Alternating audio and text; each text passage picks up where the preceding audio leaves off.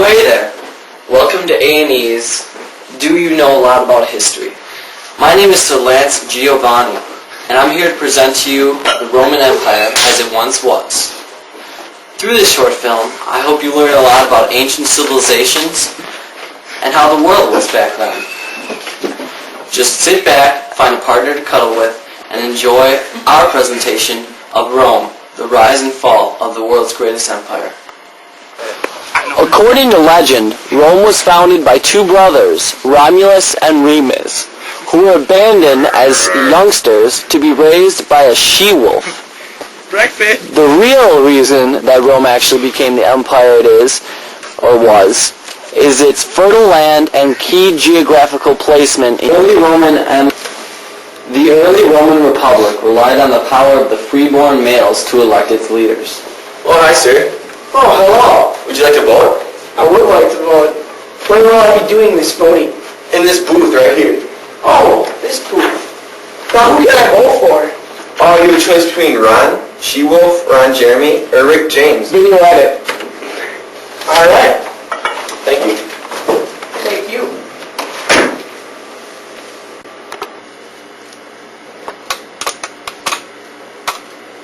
I vote for Rick James. Video edit. However, different groups of citizens struggled for power. The larger group, yet more unrespected, was the plebeians, who were common farmers, artisans, and merchants. The other group was the wealthy landowners, called the patricians. Since the plebeians didn't have much say in the government, they pushed for a new set of laws.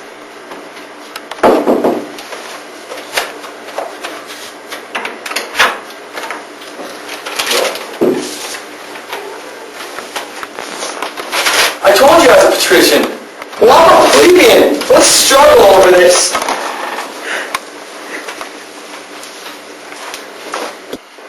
Because of plebeian unrest, several officials met to discuss the matter. Well, I'm a plebeian, so I believe we should write a new code of laws. Do you have any ideas? Yeah. I'm thinking we should write some tables. Tables or tablets? Tables on tablets. Yeah! 12 of them! Yeah! These laws became known as the 12 Tables. The Roman government then set its goal on obtaining a balanced government. In place of a king, Rome now had two officials called consuls. Hey, we should do some council. Yes, I want to do some council. I do too. We will then. Okay. These officials commanded the army and directed the government, yet their power remained limited. Hey, you should assemble an army. You know something? I will assemble the finest army you have ever seen. And I will assemble the finest senate of 300 patricians, and only till later will we let plebeians in on it. Yes!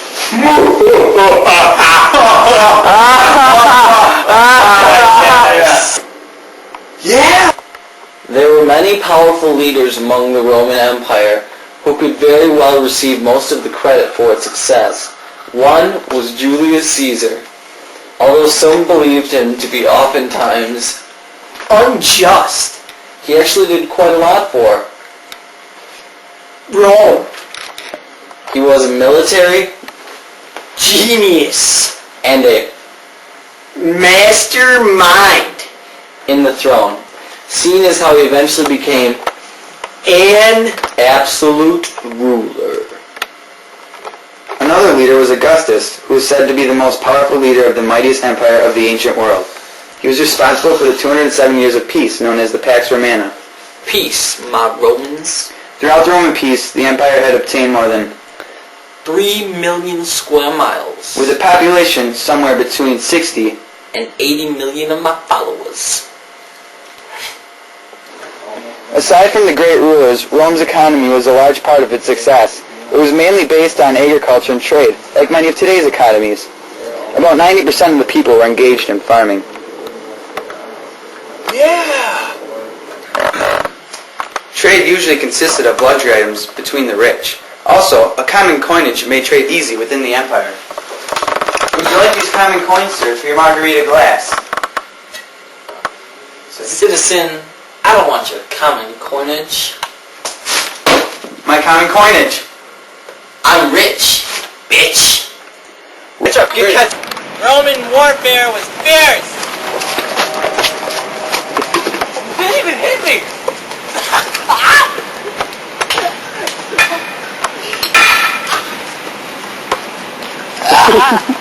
Barrel roll.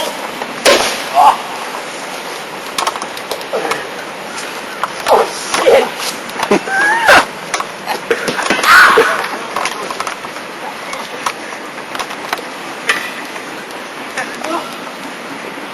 In Europe.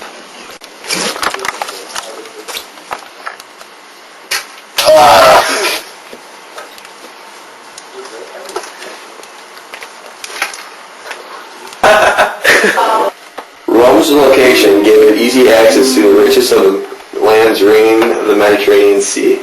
Hey, Here you have a glimpse of the Mediterranean Sea. we got some easy access on our hands, Rock. Shut your mouth, you big jabroni! What was that? It doesn't matter what the rock said! Rome's main source of entertainment were the gladiator battles. A gladiator was a professional fighter who was often a slave. These fights took place in public events in a large arena known as the Colosseum. Animals and beasts were included in these battles. Here's some live footage of the Colosseum as we speak. It's coming right for me! Ah! Ah! Ah! Get out! Get out! It's killing me! Ah! Ah! Ah! Ah! Two tribunes called Tiberius and Gaius proposed reforms. Well, I hear you have some reforms to propose. Let's hear them. I propose these reforms that will limit the power of the estates and give land to the poor. It sounds like some good reforms. I'm glad that we've had this meeting. Have a good day. This caused a civil war among the states until an ambitious ruler named Julius Caesar would rise to power. Dun dun dun dun.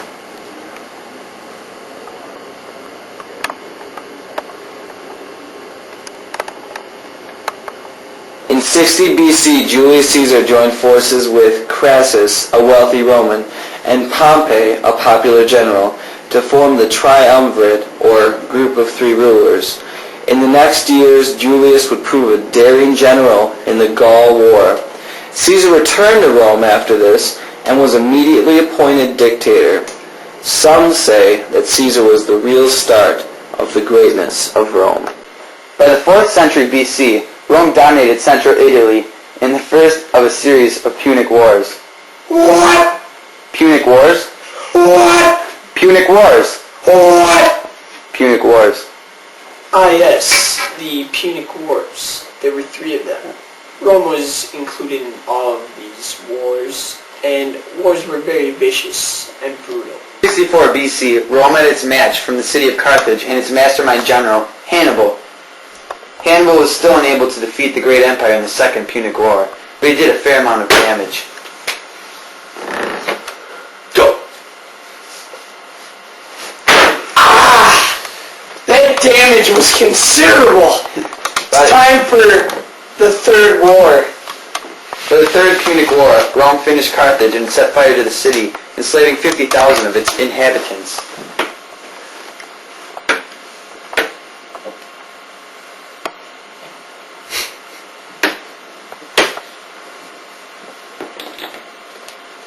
Checkmate.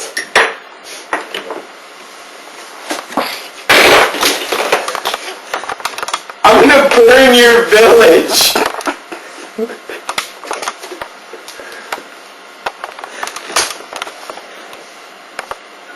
My, it's so nice that you're wearing all of your clothing. Me too. I hate not wearing clothes. Let's film the beast. And no. Well, see you later. You're going down, you bitch!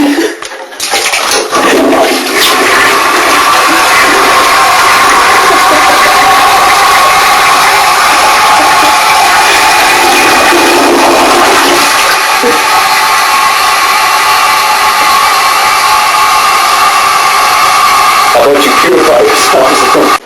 We've come here today to put the fall of Rome for you in a rather interesting presentation. We're going to do it through a song.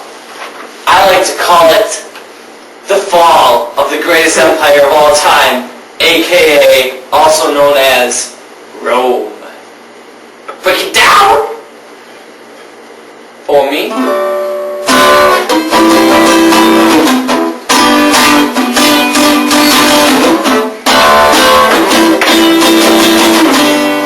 Say what?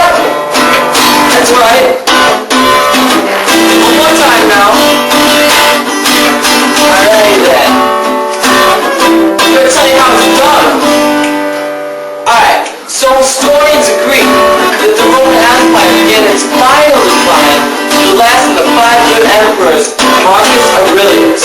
All the emperors after that didn't know how to do jack squat. So basically, Rome's leadership and the government started to go way down, and this led to several factors, which I'll talk about in the next verse. Rome, how did you fall down so low?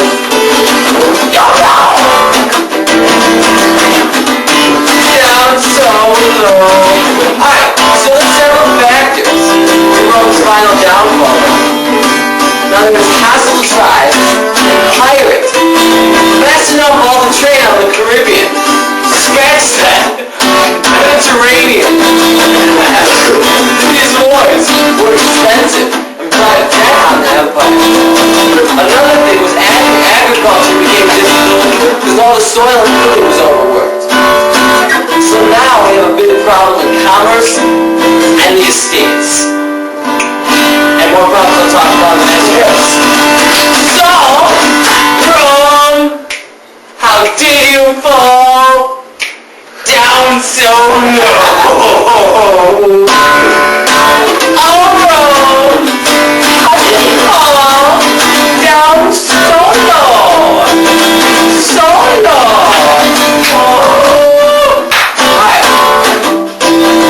So, the final blow came with the separation of the East from the West.